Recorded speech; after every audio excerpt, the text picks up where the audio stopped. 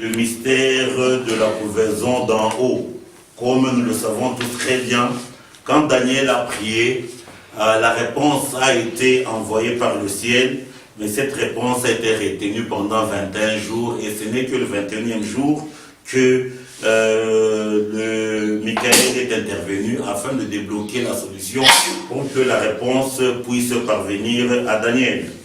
Donc aujourd'hui, comme l'avions dit le samedi passé, nous sommes au concept des deux conditions sine qua non pour qu'on ait accès à entrer sous la couvaison du Seigneur. Pour cela, nous sommes toujours dans le texte de Daniel 12. Nous lisons le verset, non, Daniel 10. Le verset 12 et le verset 13, la Bible stipule. Il me dit, Daniel, ne crains rien, car dès le premier jour où tu as eu à cœur de comprendre et de t'humilier devant ton Dieu, tes paroles ont été entendues et c'est à cause de tes paroles que je viens. Le chef du royaume des Perses m'a résisté 21 jours, mais voici Michael, l'un des principaux chefs, est venu à mon secours et je suis demeuré là auprès du roi des Perses. Donc nous parlons des deux conditions comme le verset 12 le revêt très bien, c'est la soif de comprendre et la soif de s'humilier devant Dieu. C'est ça les deux conditions sine qua non que Gabriel a annoncé à l'ange en disant les raisons pour lesquelles Dieu m'a envoyé vers toi pour que je t'annonce les mystères de Dieu, c'est parce que tu as eu à cœur de comprendre et de t'humilier. Bien-aimé, tant qu'on n'aura pas à cœur de comprendre et de nous humilier devant le Seigneur, les choses de Dieu seront comme une lettre morte. Nous commençons par le premier point, nous allons commencer par le concept, la soif de s'humilier. Amen. Si on n'arrive pas à s'humilier, c'est une impossibilité qu'on perçoive les choses du Seigneur. Pour cela, nous allons commencer par le texte du prophète Jérémie. Nous sommes dans le chapitre 18 et nous allons lire le verset 2. Jérémie 18.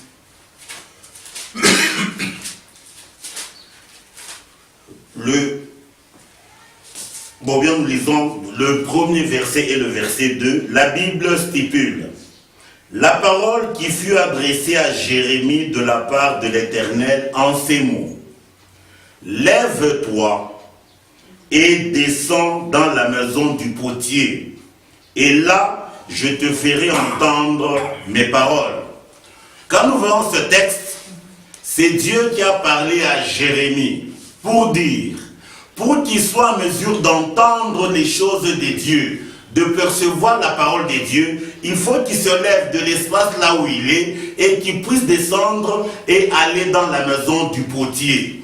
Bien aimé, quand vous prenez ce texte quant à la lettre, ça n'a pas de sens pour nous. Qu'est-ce que ça peut nous donner comme message quant à la lettre? Est-ce qu'on va chercher les potiers qu'il y a sur la ville de l'Icanie afin qu'on entre dans leur maison pour qu'on y soutire les instructions de Dieu? Loin de là, comme nous ne cessons de le dire, la parole de Dieu, elle est esprit et vie. Qui est Jérémie qui a écrit ce texte? Jérémie étymologiquement veut dire c'est lui qui a été établi par Dieu. Donc Jérémie révèle la parole que Dieu a établie, les principes ou les desseins de Dieu que Dieu a établis, qui ne peuvent jamais muter, qui ne peuvent jamais changer. C'est-à-dire, quand nous reprenons ce texte, Dieu s'adressant à Jérémie, il lui demande de se lever. Il devrait se lever de quoi? Ici nous parlons du concept qui nous concerne nous aujourd'hui. Jérémie devrait se lever d'où? Il devrait se lever de la léthargie de la chair. Amen. Comme le disons toujours, le sommeil selon Dieu, c'est l'état d'être de la chair. Quand nous prenons la chair comme étant notre lit où on peut se reposer, selon Dieu, on est dans le sommeil. La volonté de Dieu est que nous puissions nous lever de cet état. Et quand nous levons de cet état, donc Dieu s'adresse à l'esprit qui doit se lever. Après qu'il se soit levé, l'esprit ne peut pas monter, il doit descendre. Amen. Donc où est-ce qu'il doit descendre? Il doit descendre pour entrer dans la maison du potier. Le potier dont la Bible parle ici n'a rien à voir avec le potier sur le plan humain. le potier dont il est question, c'est l'expression de Dieu qui est le potier qui fabrique les vases comme bon lui semble. Amen. J'espère que je comprends. Donc le potier dont la Bible parle ici, c'est l'expression de Dieu. Nous allons le voir dans ce que Paul a écrit. Je ne sais pas si on se comprend très bien. Dans le potier dont il est question ici, c'est Dieu lui-même. Ce n'est que quand nous nous retrouvons auprès de Dieu, et pour aller auprès de Dieu, ce n'est que quand nous quittons la léthargie de la chair, nous nous humilions, alors on peut aller vers Dieu, et Dieu peut nous faire entendre ses paroles. Nous allons aller dans l'épître de Paul, je crois l'épître de Paul qu'il a adressé aux Romains, où il rentre sur le concept du potier qui est égal à Dieu. Nous sommes dans Romains 9. Nous lisons à partir du verset 18, la Bible déclare: Ainsi, il fait miséricorde à qui il veut, et il endurcit qui il veut. Tu me diras, pourquoi blâme-t-il encore? Car qui est-ce qui résiste à sa volonté? 20. Ô homme, toi plutôt, qui es-tu pour contester avec Dieu? Le vase d'argile dira-t-il à celui qui l'a formé, pourquoi m'as-tu fait ainsi? Le potier n'est-il pas maître de l'argile pour faire avec la même masse un vase d'honneur et un vase d'usage vil? Et que dire si Dieu, voulant montrer sa colère et faire connaître sa puissance, a supporté avec une grande patience des vases de colère formés pour la perdition, et s'il a voulu faire connaître la richesse de sa gloire envers des vases de miséricorde qu'il a préparés d'avance pour la gloire. Donc quand nous voyons ce texte, Paul est en train de révéler que c'est Dieu qui est le potier. Et Dieu qui est le potier, il a fait deux vases. Le vase d'usage vil destiné à la perdition et le vase d'honneur destiné à recevoir la miséricorde de Dieu. Je ne sais pas si on se comprend un peu là-bas. Nous allons essayer de rester un peu sur ce point pour qu'on comprenne bien qu'est-ce que c'est que le vase d'honneur et qu'est-ce que c'est que le vase d'usage vil. Pour comprendre ce concept, nous allons aller dans le livre de Malachie qui explicite un peu le cas de deux personnages emblématiques dans les Écritures, à savoir Ésaü et Jacob. Et nous allons voir un peu qu'est-ce que Dieu dit sur ces deux personnages. Nous sommes dans Malachie chapitre 1er. Nous lisons du premier verset jusqu'au verset 4, la Bible déclare: Oracle par la parole de l'Éternel à Israël par Malachie. Je vous ai aimé, dit l'Éternel, et vous dites, en quoi nous as-tu aimé? Ésaü n'est-il pas frère de Jacob, dit l'Éternel? Cependant, j'ai aimé Jacob, j'ai eu de la haine pour Ésaü. C'est Dieu qui est en train de parler. Et dans la suite, qu'est-ce que la Bible dit? J'ai fait de ces montagnes une solitude, j'ai livré son héritage au chacal du désert. Si Édom dit, Édom c'est lui Ésaü, c'est l'autre nom de Ésaü. Si Édom dit, nous sommes détruits, nous relèverons les ruines, ainsi parle l'Éternel des armées. Qu'ils bâtissent, je renverserai. On les appellera pays de la méchanceté, peuple contre lequel l'Éternel est irrité pour toujours. Donc quand nous voyons ce texte, la Bible nous révèle que Ésaü révèle un peuple particulier qui est appelé le pays de la méchanceté, peuple contre lequel l'Éternel est irrité toujours, et cela ne changera jamais. Qui est Ésaü? Ésaü, c'est ça l'image du vase d'usage vil, à savoir notre chair, le velu. Par contre, Jacob, il est l'image du vase d'honneur, appelé à recevoir la miséricorde des dieux. Bien-aimé, quand on n'arrive pas à comprendre ce concept, bien-aimé, on ne peut jamais évoluer sur le plan spirituel. Confirmant ce concept, nous allons aller, parce que c'est un point vraiment très important, comme l'Écriture le dit, Dieu a eu de la haine pour Ésaü, et il a aimé Jacob. Ça n'a rien à voir à dire que Dieu aime tel et déteste tel. Ça n'a rien à voir avec ça. Ça a à voir avec l'existence de chaque personne. En tout un chacun de nous, nous avons les deux vases.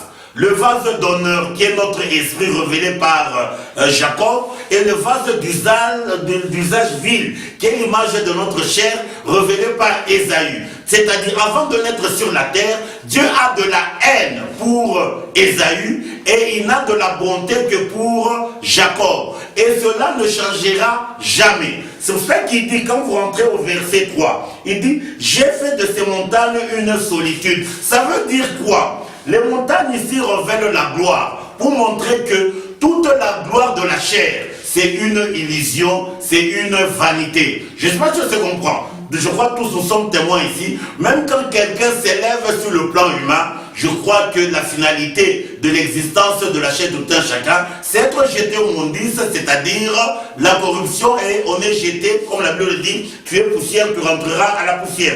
Il dit, j'ai eu de la haine pour Ésaü, j'ai fait de ces montagnes une solitude, et j'ai livré son héritage au chacal du désert. Donc pour dire que l'héritage de Ésaü sera dévoré par les chacals. Il n'y a que l'héritage de Jacob qui va subsister selon les voies de Dieu. Et il continue, il dit, si Edom dit, nous sommes détruits, nous relèverons les rues, c'est-à-dire, la chair se dit en lui-même, même si Dieu dit que je vais être détruit, moi je m'insurge à Dieu, je vais bâtir la chair. La Bible dit ceci, ainsi parle l'Éternel des armées, qu'ils bâtissent, je renverserai. On les appellera pays de la méchanceté, c'est-à-dire, tout ce que la chair bâtit, Dieu est appelé à détruire ça. Amen. Je ne sais pas si je comprends. Et pour confirmer ce concept, nous allons aller aussi dans Ésaïe 34. On parle toujours de Édom. Ésaïe 34. La Bible déclare. Ésaïe 34 à partir du verset 5. La Bible dit ceci. Mon épée s'est enivrée dans les cieux, c'est-à-dire la colère des dieux, et s'est enivrée dans le ciel. La Bible dit ceci, voici, elle va descendre sur Édom. Édom, c'est lui Ésaü, sur le peuple que j'ai voué à l'extermination pour le châtier. Je ne sais pas si je comprends, c'est-à-dire Ésaü ou Édom, c'est un peuple dont la vocation, c'est l'extermination par l'Éternel et être châtié. Donc, quand nous rentrons à notre texte, là où nous avions dit, Dieu s'adressant à Jérémie, il dit, lève-toi, descends, va dans la maison du potier, et là, je te ferai entendre mes paroles. C'est-à-dire quoi? Pour qu'on soit en mesure de percevoir la parole de Dieu, ce n'est que quand nous nous considérons comme des vases simples devant le Seigneur. Mais quand nous nous considérons comme des gens connaissant des choses, bien aimés, on ne peut jamais être en mesure d'appréhender la parole de Dieu. Et nous sommes toujours au concept de l'humilité, parce que c'est vraiment un point important. Le Seigneur Jésus le révèle dans l'évangile qu'il a, dans l'évangile selon Matthieu. Nous sommes dans Matthieu 11, à partir du verset 25. C'est un point très important. 11 à partir du verset 25, donc je disais, Matthieu 11 à partir du verset 25, la Bible déclare, donc du verset 25 jusqu'au verset 27. En ce temps-là, Jésus prit la parole et dit, je te loue, Père, Seigneur du ciel et de la terre, de ce que tu as caché ces choses aux sages et aux intelligents, et de ce que tu les as révélées aux enfants. Oui, Père, je te loue de ce que tu l'as voulu ainsi. Toutes choses m'ont été données par mon Père, et personne ne connaît le Fils si ce n'est le Père, et personne non plus ne connaît le Père si ce n'est le Fils, et c'est lui à qui le Fils veut le révéler. Donc nous voyons ici, nous allons commencer par le verset 27, le Seigneur est en train de dire que toutes choses lui ont été données par son Père.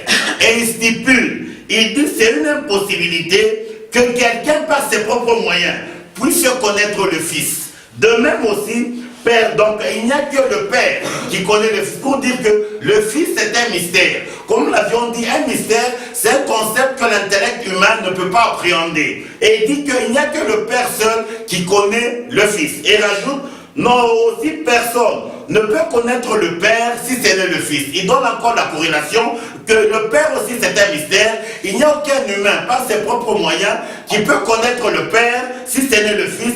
Et l'ouverture qu'il donne ici, et c'est lui à qui le Fils veut le révéler. Donc quand nous arrêtons ce texte, la Bible nous montre qu'il n'y a qu'une certaine catégorie de personnes qui peuvent se retrouver dans la volonté selon le Fils, à qui le Fils veut révéler le Père. Maintenant, donc, la catégorie de personnes, c'est ce qui est révélé dans le verset 25, où il dit, en ce temps-là, Jésus prit la parole et dit, je te loue, Père, Seigneur du ciel et de la terre, de ce que tu as caché les choses aux sages et aux intelligents. C'est-à-dire, si je suis sage par moi-même, les choses de Dieu me sont fermées.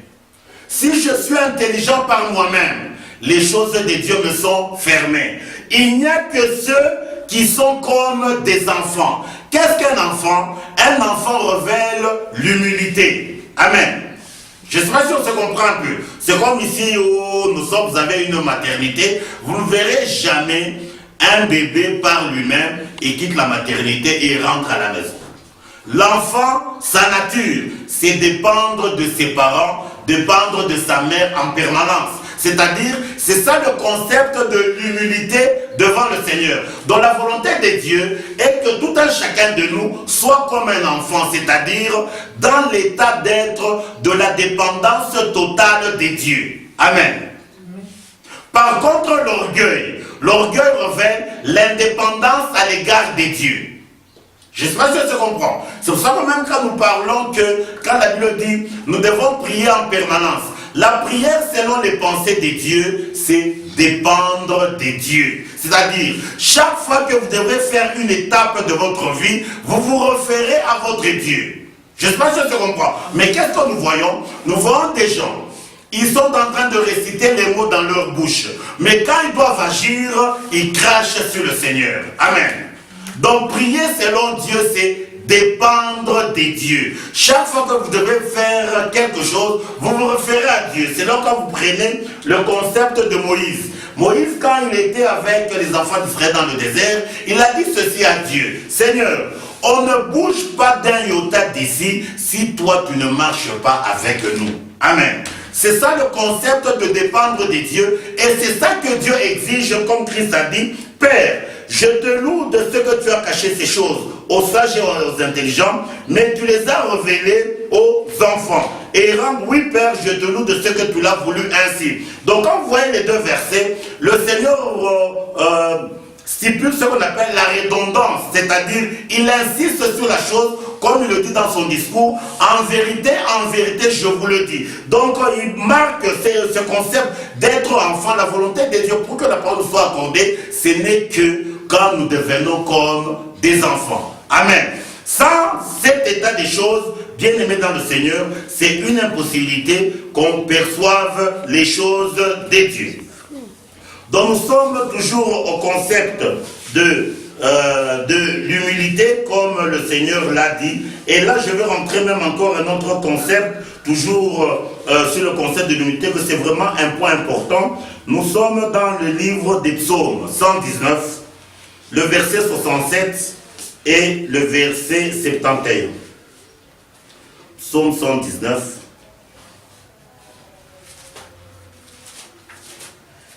Psaume 119, verset 67 et 71, la Bible déclare.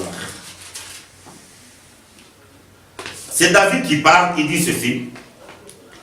Avant d'avoir été humilié, je m'égarais.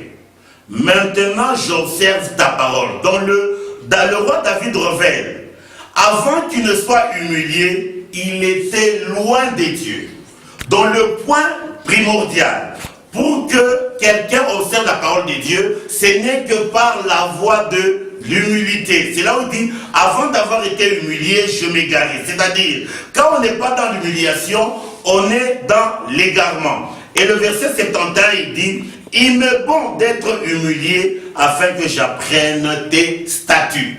Dans le point clé bien aimé, comme David le dit, sans l'humilité, c'est une impossibilité qu'on perçoive les choses de Dieu. Je ne sais pas si on comprend un peu très bien ce concept. C'est là où je crois que je ne l'avais pas encore dit ici. Toutes les écoles qui existent sur la terre, du moins des écoles, pour être admis. Donc une école qui se respecte doit avoir des conditions d'admission. Aussi le concept de l'école de Dieu. La condition sine qua non pour être admis à l'école de Dieu, c'est l'humilité. Si quelqu'un ne s'humilie pas, ne peut jamais être admis à l'école de Dieu où Dieu peut nous instruire. Je ne sais pas si ça se comprend. C'est là quand nous rentrons dans notre texte, il dit Jérémie, lève-toi, descends, va dans la maison du potier et là je te ferai entendre mes paroles. C'est-à-dire, Dieu ne peut pas nous faire entendre ses paroles n'importe où. Ce n'est que quand nous nous retrouvons comme un vase, comme un pot entre ses mains. Je ne sais pas si on comprend un peu ce concept. Nous allons dans le livre de Lévitique, nous sommes toujours au concept de l'humilité, nous allons dans le livre de Lévitique, le chapitre 23. Nous allons lire à partir du verset 26 jusqu'au verset 32. Lévitique 23, du verset 26. La Bible déclare, Lévitique 23, 26 à 32, nous lisons. L'Éternel parla à Moïse et dit, le 10e jour de ce 7e mois, ça sera le jour des expiations. Vous aurez une sainte convocation. Vous humilierez vos âmes et vous offrirez à l'Éternel des sacrifices consumés par le feu. Vous ne ferez aucun ouvrage ce jour-là, car c'est le jour des expiations où doit être faite pour vous l'expiation devant l'Éternel votre Dieu. Toute personne qui ne s'humiliera pas ce jour-là sera retranchée de son peuple. Toute personne qui fera ce jour-là un ouvrage quelconque, je la détruirai du milieu de son peuple. Vous ne ferez aucun ouvrage, c'est une loi perpétuelle pour vos descendants dans tous les lieux où vous habiterez. C'est pour vous un sabbat, un jour de repos où vous humilierez vos âmes dès le soir du 9e jour jusqu'au soir suivant, vous célébrerez votre sabbat. Donc ici, le texte que l'on de lire, c'est un texte qui révèle ce qu'on appelle dans les desseins des dieux la fête de l'Éternel qu'on appelle la fête des expiations où Dieu accordait le pardon des péchés à son peuple. Je ne sais pas si on se comprend parce qu'auprès des dieux, il y a 7 fêtes annuelles. La première, c'est la fête de Pâques. La deuxième, la fête de pain sans levain. La troisième, la fête des prémices. La quatrième, la fête de semaine. La cinquième, c'est la fête des expiations. La sixième, c'est la fête... Non, la cinquième, c'est la fête des trompettes. La sixième, c'est la fête des expiations. Et la septième, c'est la fête des tabernacles. La fête qui nous concerne ici, c'est la fête des expiations. Donc, dans le concept des dieux, c'était la fête la plus sacrée, parce que c'est l'unique jour où le souverain sacrificateur entrait dans le Saint des Saints afin de porter le péché du peuple auprès des dieux pour que Dieu accorde le pardon. Et le point clé dans cette fête, c'est humilier nos âmes. Amen. Comme l'Écriture le dit, le 10e jour, le verset 27, le 10e jour de ce mois, ça sera le mois des expiations, vous aurez une sainte convocation, vous humilierez vos âmes. Nos âmes représentent quoi? Nos âmes, c'est comme la Bible le dit, l'âme de tout un chacun se trouve dans son sang. L'âme est égale à nos sentiments humains. Amen. Je ne sais pas si je te comprends. L'âme est égale à nos sentiments humains, en d'autres termes, à notre sang souillé. Pour que Dieu nous accorde son pardon, ce n'est que quand nous humilions nos sentiments. Je vais donner une illustration. Naturellement, quand on fait du mal à quelqu'un, son sentiment naturel va l'instruire à se venger. Amen. Dieu, il veut que nous puissions renoncer, humilier ce sentiment pour qu'au-dedans de nous, qu'il y ait les sentiments qui étaient en Christ. Comme Philippiens 3, je crois 2 à partir du verset 5 le dit, la Bible dit ceci, ayez en vous les sentiments qui étaient en Christ.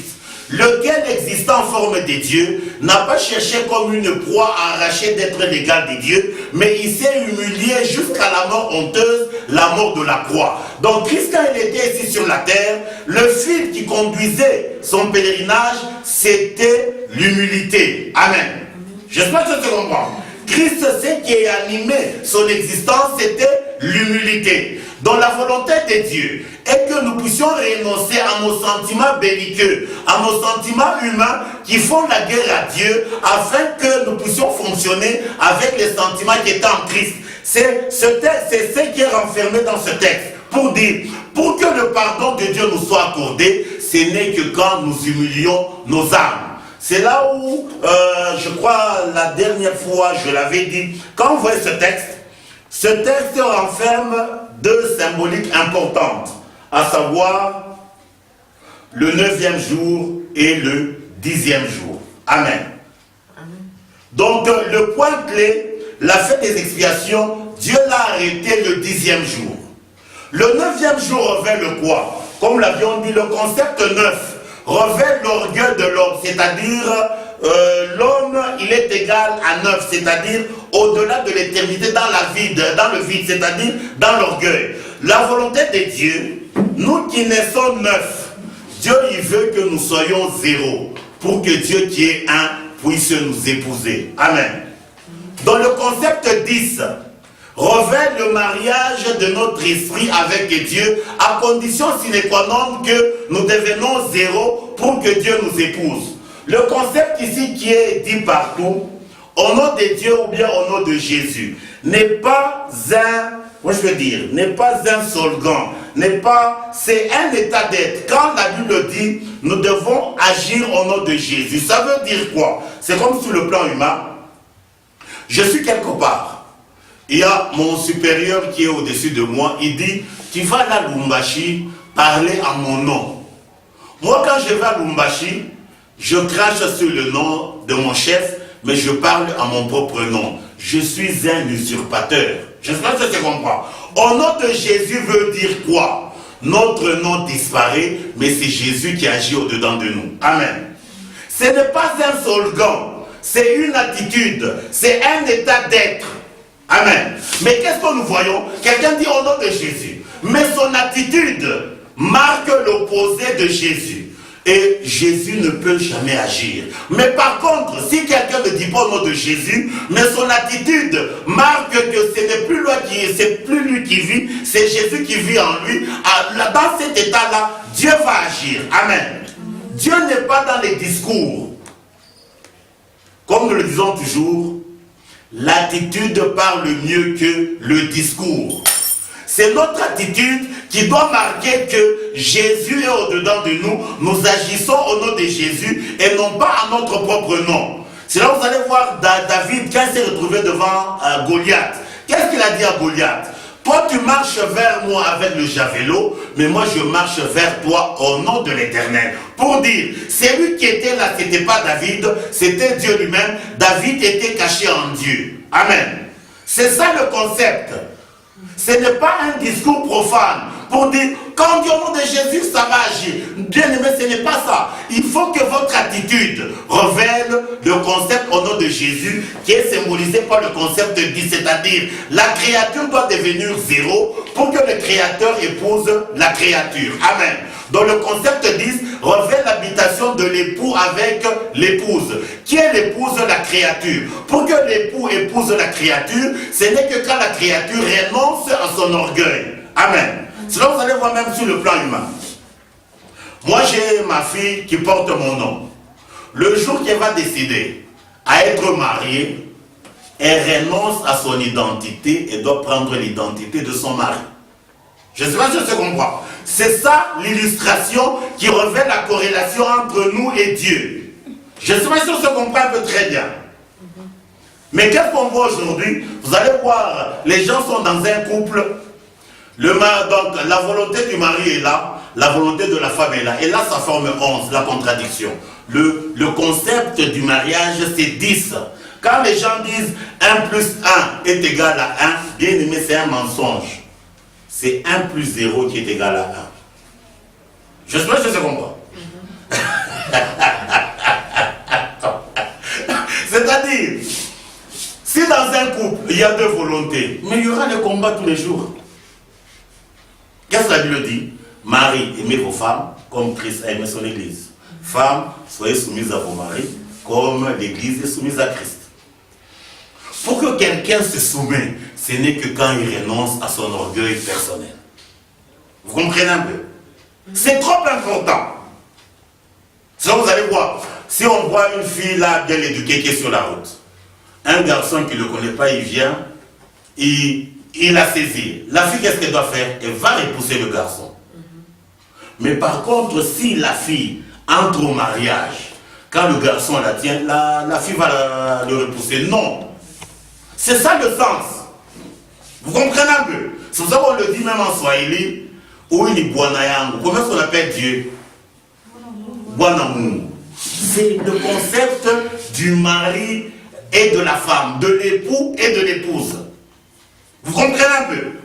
On ne peut pas avoir un mariage où il y a deux volontés. C'est ce qui se passe même sur le plan spirituel. Nous disons que nous sommes mariés à Christ, mais nous sommes toujours dans notre propre volonté, mais nous disons que nous sommes mariés à Christ. Bien aimé, c'est une illusion, c'est une utopie.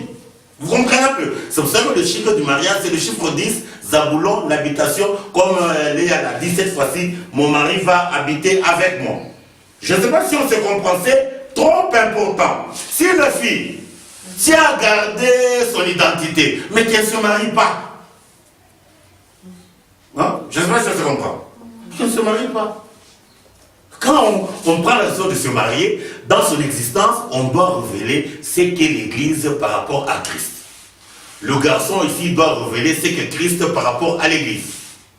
Et les deux concepts, c'est toujours le sacrifice. Pour quelqu'un, comme la Bible dit, Marie aimait vos femmes comme Christ aimait son Église, Christ est sacrifié. C'est-à-dire, le garçon doit se sacrifier et la fille doit s'humilier. Et là, les choses vont marcher. Je ne sais pas si on comprend un peu ce concept. C'est cela que nous avions dit, le jour des expiations, le point clé, c'est le 10e jour, le jour où nous devons humilier nos âmes. Selon la Bible dit, toute personne qui ne va pas s'humilier ce jour-là, Dieu va la retrancher du milieu de son peuple. Pour que quelqu'un s'approche de Dieu, l'unique voie, c'est quoi? S'humilier. Nous allons aller dans Matthieu.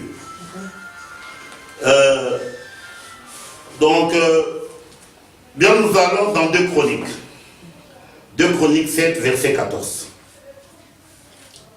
2 Chroniques 7, verset 14. 2 Chroniques 7, verset 14, la Bible déclare. C'est un texte bien aimé que souvent nous l'utilisons comme un simple slogan, sans en comprendre le tenant et les aboutissants. Ce texte dit ceci: si mon peuple, sur qui est invoqué mon nom, s'humilie, prie, cherche ma face, s'il se détourne de ses mauvaises voies, je l'exaucerai des cieux et je lui pardonnerai son péché, je guérirai son pays. Amen. Ici chez nous, beaucoup de serviteurs ils prennent ce texte à la veille du 30 juin. Hein? Je crois que vous avez déjà entendu ça. Hein? Donc, même ici, quand on parlait, comment est-ce qu'on appelait ça? Donc, pour prier pour le pays. Bien aimé, le texte ici n'a rien à voir avec les pays de la terre. Hein? Les pays, selon le concept humain. Je ne sais pas si on se comprend. C'est là où je pose toujours la question aux gens. Montrez-moi un pays pour qui Dieu a pardonné le péché et qui a été guéri par Dieu. Ça n'existe pas. Quand vous allez aux États-Unis aujourd'hui, d'ailleurs, quand vous suivez les informations des États-Unis, il y a une guerre entre le président et le Congrès. Vous allez voir quelqu'un qui envoie ses enfants à l'école, on l'apprend, non, il y a quelqu'un qui est à l'école, il a fusillé les enfants. Vous comprenez un peu? Donc partout il y a le mal. Le pays dont la Bible parle ici, c'est le pays selon Dieu. C'est-à-dire quoi? Chacun de nous, il est un pays. Amen. Comme sur le plan humain, qu'est-ce qu'on dit? Un pays, c'est un espace qui est délimité. Nous aussi, chaque personne est un pays. Nous sommes un espace de terre qui est délimité. Amen. C'est de ça que Dieu parle. Vous comprenez un peu? Maintenant, il dit, si mon peuple sur qui mon nom est invoqué, bien aimé, le nom de Dieu ne peut pas être invoqué par n'importe qui. Je ne sais pas si je comprends un peu là. Quand nous allons dans le livre de Zacharie, pour comprendre ça, nous allons lire d'abord Zacharie, puis on va rentrer là-dessus. Il y a un texte là qui parle de ce qu'on appelle le mystère du tiers du pays. Nous sommes dans Zacharie, chapitre 3, non, chapitre 13. Nous lisons le verset 8 et 9. Dans tout le pays, dit l'Éternel, les 2 tiers seront exterminés, périront, et l'autre tiers restera. Je mettrai ce tiers dans le feu, je le purifierai comme on purifie l'argent, je l'éprouverai comme on éprouve l'or. Il invoquera mon nom, je l'exaucerai. Pour dire, il n'y a que le tiers, quand il se sera séparé des 2 tiers, qui peut invoquer le nom, et il n'y a que le tiers que Dieu peut exaucer, et il dit, je dirai c'est mon peuple, et il dira l'Éternel est mon Dieu. Dans le pays dont la Bible parle ici, chez chaque personne a 3 dimensions en lui. L'esprit, la chair et le sang, ou l'esprit, la chair et l'âme. L'élément qui peut invoquer Dieu, il n'y a que notre esprit.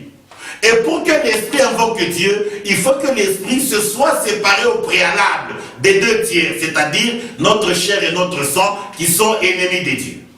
Je ne sais pas si on se comprend un peu là. C'est là l'Écriture dit, dans tout le pays, dit l'Éternel, les 2 tiers seront exterminés et périront. Les 2 tiers là, c'est quoi? Ma chair et mon sang. C'est-à-dire, il faut que les 2 éléments puissent être exterminés et qui périssent. Alors l'autre tiers qui restera, c'est mon esprit. Maintenant, comme mon esprit est attaché à ma chair et à mon sang qui sont souillés, il faut que ce tiers soit mis dans le feu pour qu'il soit purifié. Il dit, je mettrai le tiers dans le feu, je le purifierai comme on purifie l'argent, je l'éprouverai comme on éprouve l'or. Alors le tiers là, il invoquera mon nom. Et je l'exaucerai. C'est-à-dire, l'unique élément dedans de nous qui peut invoquer Dieu, il n'y a que notre esprit qui a la nature de Dieu. Je ne sais pas si on se comprend. Dieu est esprit. Et il n'y a que l'esprit qui peut invoquer Dieu. Si mon esprit est attaché à ma chair et à mon sang, bien aimé, une impossibilité qu'on puisse invoquer Dieu. C'est-à-dire, on est comme une Babylone. C'est-à-dire, nous sommes attachés à l'ennemi de Dieu et nous appelons Dieu. Dieu ne peut jamais exaucer. Pour que Dieu vienne, il faut qu'il y ait au préalable la séparation entre notre esprit et ce qui est contre Dieu. Et si l'esprit se sépare des 2 autres parties, alors l'esprit peut invoquer Dieu, alors Dieu peut l'exaucer. Et la Bible dit ceci, et Dieu dit, c'est mon peuple, et le peuple dit, l'Éternel est notre Dieu. Je ne sais pas si on se comprend. Dans le pays dont la Bible parle, c'est tout un chacun de nous. Maintenant, au-dedans de nous, il n'y a qu'une dimension qui procède de Dieu, à savoir notre esprit.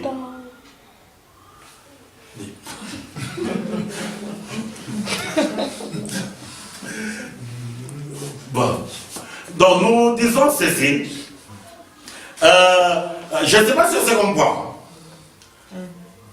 Vous savez, c'est trop important, il faut qu'on comprenne ces choses. Maintenant, quand nous rentrons dans 2 Chroniques 7, 14, dans le pays dont la Bible parle, c'est tout un chacun de nous. C'est là que la Bible dit, si mon peuple, sur qui est invoqué mon nom, c'est-à-dire l'unique élément qui peut invoquer le nom de Dieu, il n'y a que la dimension spirituelle. Je ne sais pas si on se comprend. Ça n'a rien à voir avec le Rwanda, ça n'a rien à voir avec le Congo, ça n'a rien à voir avec les États-Unis. Ça a à voir avec tout un chacun de nous. Maintenant, le point clé là où il dit, il faut au préalable que le peuple puisse s'humilier. C'est-à-dire, il faut que la dimension spirituelle dedans de moi, que je puisse m'humilier. Si je m'humilie, donc on ne peut pas prier avant de s'humilier. C'est là où il dit, le premier point c'est, si mon peuple sur qui est invoqué mon nom s'humilie, prie et cherche ma face, il n'y a que notre esprit qui a la possibilité de chercher la face de Dieu et de la trouver. Il dit, et si se détourne de ces mauvaises voies, les mauvaises voies c'est quoi? Ma chair et mon sang, mes pensées et mes sentiments. J'espère que ça se comprend. Alors il dit, je l'exaucerai des cieux et je lui pardonnerai son péché, je guérirai son pays. La guérison dont la Bible parle ici n'a rien à voir avec la guérison sur le plan humain, c'est la guérison de la mortalité à l'immortalité. Je ne sais pas si on se comprend. Ce n'est pas la guérison du cancer ou la guérison de quoi que ce soit. C'est la guérison. Les guérisons ici que nous avons sur la terre, c'est ce qu'on appelle les guérisons ombres. Amen. L'ombre n'est pas égale à la réalité. Moi et mon ombre ne sont pas identiques. Mon ombre révèle ma personne. Si quelqu'un fouette mon ombre, je n'aurai jamais mal. Ou bien si quelqu'un me fouette, l'ombre n'aura jamais mal. Il y a une corrélation, mais l'ombre n'est pas égale à ma personne. Donc toutes les guérisons que le Christ a fait sur le plan humain, ce sont des ombres pour révéler la véritable guérison de notre homme intérieur, qui doit être guéri de la mortalité afin qu'il ait l'immortalité. Vous comprenez un peu? Quand les psaumes disent je raconterai les merveilles de Dieu. Les merveilles de Dieu, ce n'est pas avoir 1000 véhicules ou bien 1000 maisons. Les merveilles de Dieu, c'est quand Dieu nous extirpe de la mort et il nous donne la vie. C'est-à-dire la guérison de la mortalité à l'immortalité. C'est ça le sens. Mais aujourd'hui, nous avons bradé le concept de Dieu aux choses périssables de la terre. C'est pour cela que Dieu, pour confirmer ce concept, dans la vie de Paul, il a voulu séparer la grâce et la guérison physique. C'est pour cela que Paul, il avait un problème. Il a demandé la guérison. Dieu a dit, je ne vais pas te guérir, ma grâce te suffit. C'est-à-dire, il a voulu montrer que la guérison physique ne fait pas partie de la grâce. Je ne sais pas si tu comprends. C'est pour ça qu'il a dit, ma grâce te suffit. Donc la grâce de Dieu, c'est Christ qui a souffert à la croix afin que nous ayons l'éternité, afin que nous ayons l'immortalité. C'est ça la guérison selon Dieu. Selon la Bible dit, il leur envoie la parole et la parole est guérie.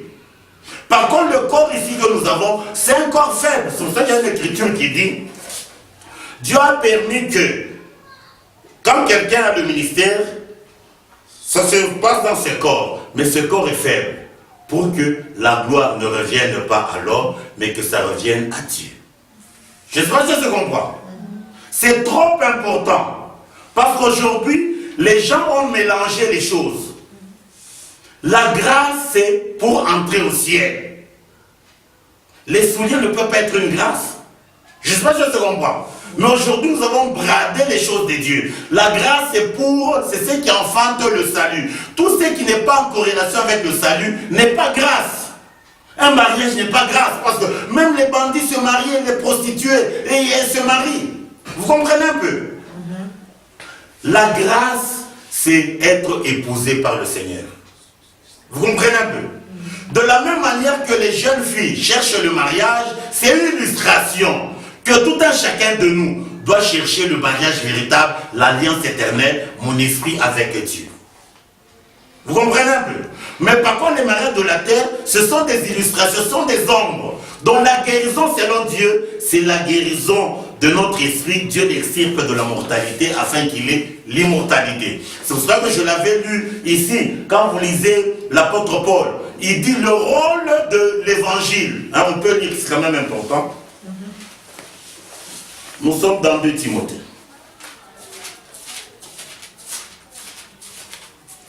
Dans 2 Timothée, nous lisons à partir du verset 8, il dit ceci.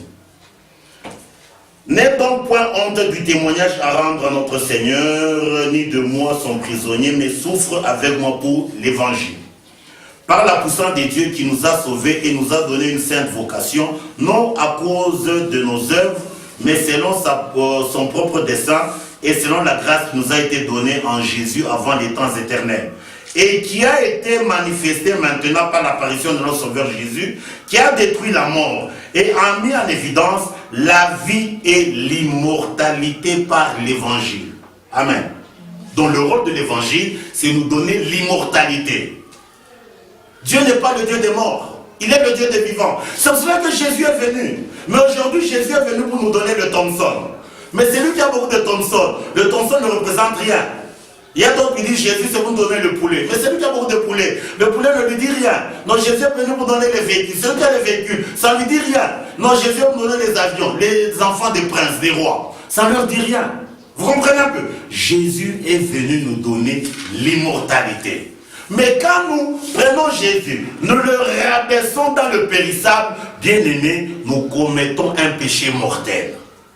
J'espère que je comprends.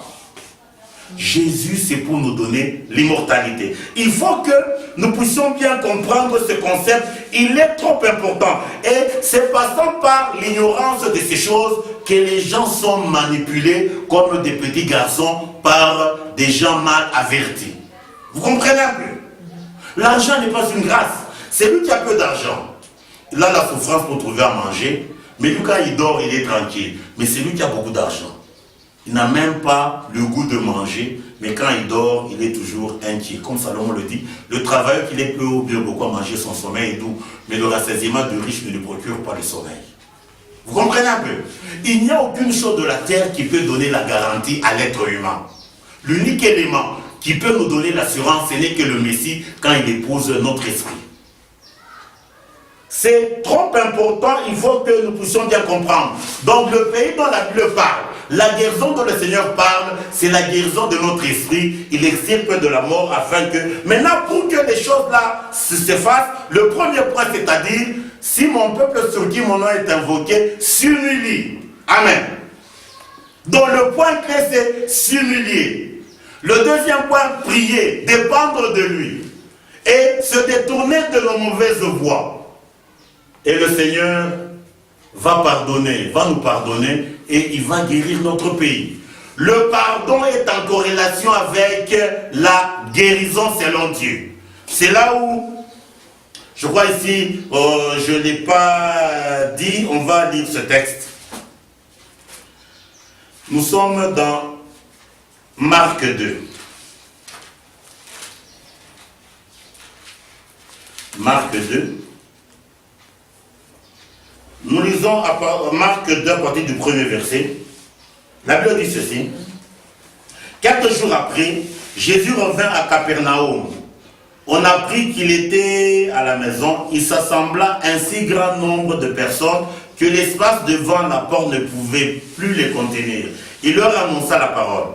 Des gens vinrent à lui, amenant un paralytique porté par 4 hommes. Comme ils ne pouvaient l'aborder à cause de la foule, ils découvrirent le toit de la maison où il était et ils descendirent par cette ouverture le lit sur lequel le paralytique était couché. Hein, je vais essayer d'expliquer d'abord pour qu'on se comprenne. C'est-à-dire, c'est comme Jésus est dans cette pièce. Tout quartier mission, bien tous les cassis, est aux alentours. Donc, impossibilité que des gens puissent entrer. Maintenant, il y a eu quelqu'un paralysé pendant beaucoup d'années. Les gens qui l'ont amené disent, mais qu'est-ce qu'on va faire pour que on atteigne Jésus? Ils ne se préoccupent pas du propriétaire de l'espace de la maison, ils montent sur les toits. Ils enlèvent la toiture. Là, vous comprenez un peu? Hein? Je ne sais pas, on sont assis sur le plafond. Ils enlèvent la toiture et ils font descendre le paralytique. Et quand Jésus l'a vu, qu'est-ce que Jésus a dit en premier lieu? La Bible dit ceci. Jésus, voyant leur foi, il dit au paralytique, mon enfant, tes péchés te sont pardonnés. Amen. Pour Jésus, le résultat ou les conséquences de la foi du paralytique, c'est le pardon des péchés. Maintenant, là, il y avait des pharisiens. La Bible dit, il y avait là quelques scribes qui étaient assis et qui se disaient au-dedans d'eux. Comment cet homme parlait-il ainsi? Il blasphème. Qui peut pardonner les péchés si ce n'est Dieu seul? Jésus ayant aussitôt connu par son esprit ce qui pensait au-dedans d'eux, leur dit, pourquoi avez-vous de telles pensées dans vos cœurs? Lequel est plus aisé de dire au paralytique, tes péchés te sont pardonnés, ou de dire, lève-toi, prends ton lit et marche? Or, afin que vous sachiez que le Fils de l'homme a sur la terre le pouvoir de pardonner le péché, je te l'ordonne, dis au paralytique, lève-toi, prends ton lit et va dans ta maison. Dans la vision du Seigneur, le miracle pour que le paralytique se tienne debout, ce n'était pas quelque chose d'important. Vous comprenez un peu? La chose la plus importante, c'est le pardon des péchés. Maintenant, comme là, les gens là qui connaissaient la loi de Moïse disent, qui peut pardonner les péchés si ce n'est Dieu? Pour eux, Jésus blasphémait. Maintenant, Jésus leur a dit, pour que vous sachiez que le Fils de l'homme a le pouvoir de pardonner les péchés, alors je vais faire un miracle qui va arranger vos yeux. Vous comprenez? Prends ton lit, lève-toi et marche. Donc, le pardon des péchés, il est au-dessus du miracle sur le plan humain. Mais aujourd'hui, on a renversé cet état des choses, on a banalisé le pardon des péchés. Pour paraphraser, ce qui fait la différence entre Dieu et tous les autres dieux qui puissent exister, on va lire un texte pour qu'on se comprenne bien. Donc, ce qui fait l'exclusivité des dieux, nous sommes dans le livre de Michée. Le chapitre 7, nous lisons le verset 18. Quel Dieu est semblable à toi, qui pardonne l'iniquité et qui oublie les péchés du reste de ton héritage? Il ne garde pas sa colère à toujours, il prend plaisir à la miséricorde. Il aura encore compassion de nous, il mettra sous ses pieds nos iniquités, tu jetteras au fond de la mer tous leurs péchés. C'est-à-dire, la différence entre Dieu et tous les autres dieux qui puissent exister, c'est le pardon des péchés. Le pardon des péchés, bien aimé, ce n'est pas un concept, comment je peux dire, anodin. Le pardon des péchés, c'est quoi? Dieu prend le pécheur qui est le vieil homme, il le tue, il appelle à l'existence l'homme nouveau créé à l'image de Dieu. C'est ça le plus grand miracle au-dessus de tous les miracles. Amen. Tous les autres miracles, le diable peut le faire. Amen. Mais le pardon des péchés, c'est un domaine exclusif des dieux et des dieux seuls. C'est trop important, il faut que nous puissions bien comprendre ces choses. Si bien que celui qui a été pardonné par les péchés, selon Dieu, il doit être conscient de la gravité du péché, si bien qu'il ne peut pas rentrer dans le péché. Donc quand nous rentrons facilement dans le péché, bien aimé, posons-nous la question, est-ce que réellement on est sauvé? C'est ce qu'on lisait dans le livre de Osée. Le Seigneur prend une illustration, il dit à Osée, va épouser une femme prostituée. Et Osée va prendre une femme prostituée. Le concept du mariage de Osée avec la prostituée, c'est l'illustration de Christ qui vient nous épouser, nous, qui étions des prostituées, qui nous prostituons avec le péché. Qu'est-ce que la Bible dit? Je prendrai la prostituée, c'est Osée qui parle, je vais l'amener au désert, et là je parlerai à son cœur. Et la Bible dit ceci, je mettrai sur ses anciens sentiers des épines, pour qu'elle n'ait plus la possibilité de retourner vers ses anciens amants. C'est ce que la Bible dit. Mais si nous retournons facilement vers nos anciens amants, les amants c'est quoi? Le péché. Donc, notre conversion, elle n'est pas authentique. Amen. Il faut que nous puissions bien comprendre ces choses. C'est pour cela que donc, quand Dieu parle à Osée de prendre une femme prostituée, c'est l'illustration du Seigneur qui vient nous épouser, et qu'elle nous épouse, nous devons lui être consacrés totalement. Amen. Et la consécration, c'est l'absence du péché. Donc nous sommes toujours au concept de l'humilité parce qu'il est vraiment trop important. Nous allons donner encore un autre concept pour qu'on se comprenne bien le concept de l'humilité. Quand nous allons au concept de la consécration des sacrificateurs, ça se trouve dans le livre de Lévitique 8. Nous allons en parler seulement. Donc ceux qui sont intéressés ils peuvent lire à la maison. À la consécration des sacrificateurs, Dieu avait exigé qu'on prenne le bélier de consécration. Et ce bélier de consécration, Aaron et ses fils devraient mettre leurs mains sur leur tête afin de s'identifier à ce bélier. Et de ce bélier, il n'y a que 5 choses qui montaient sur l'autel des dieux qui devraient être consumées afin que ça fait monter une odeur agréable devant Dieu. Et de ces 5 choses, il y a une chose qui nous intéresse, nous allons parler. Les 5 choses, c'est quoi? L'épaule droite, le foie, les rognons, la graisse, ainsi que la queue. Amen. Le point qui nous intéresse ici, le concept de la queue. La queue, c'est l'élément qui montait sur un des 5 éléments qui montaient sur l'autel. La queue, c'est l'opposé de la tête. Amen. Ça veut dire quoi? Dieu n'a pas besoin de notre tête. Amen. Dieu a besoin de ceux qui reconnaissent que leur tête est remplie du mensonge, qui quittent leur tête, il rentre dans leur queue. Il se retrouve là, mort. Alors, s'il rentre dans leur queue, alors Dieu peut les prendre pour les utiliser. Je ne sais pas si je te comprends. Dieu n'a pas besoin de notre intelligence.